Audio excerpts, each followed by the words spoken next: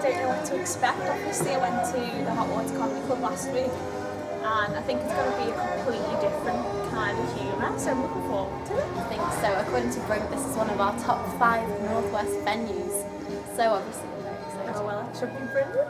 Indeed.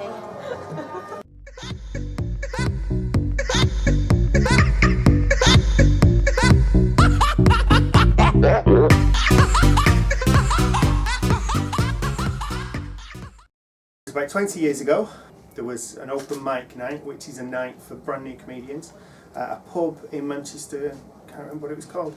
Dave Gorman was the MC. Steve Coogan was in the audience, and I just went up and did it and died really badly. I did it that first time. I was like, do you know what? It wasn't as painful as I thought it would be. It wasn't as horrible, and I really wanted to do it, so I just kept going.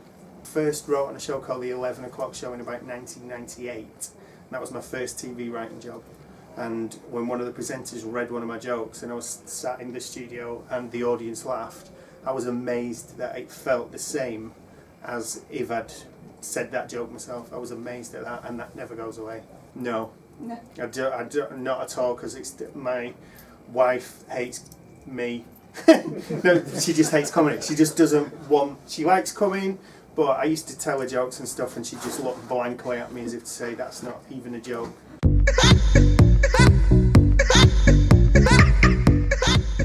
I'd say I'm like the NWA of comedy.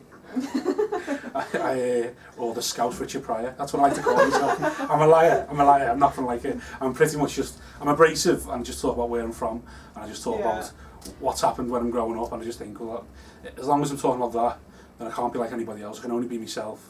I wanted to do when I was about 12. I saw Jack D. He done a Live the Apollo on BBC. I remember sitting up watching it and thinking, this is the most amazing thing I've ever seen ever. Changed my Hotmail account to futurepeterk@hotmail.com. I thought it was amazing.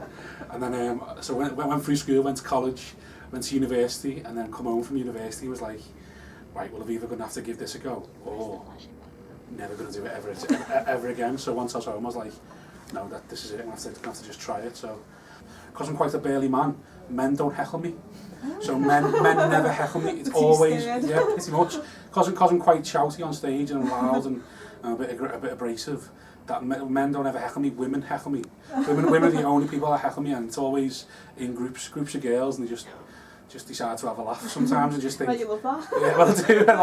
It's easy to have a laugh with them, to be honest, because when it's men, because I'm so abrasive, sometimes it's like I'm kicking off.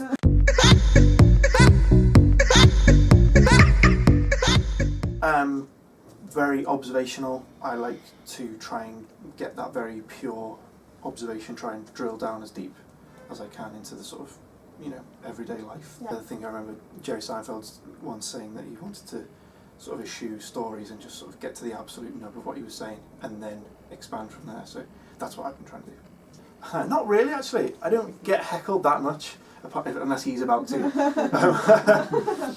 Well, because on stage my persona, I try and be quite warm and nice and just gentle.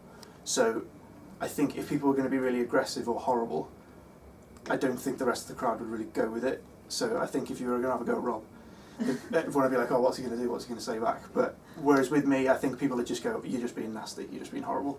So people don't really heckle me, which is quite nice.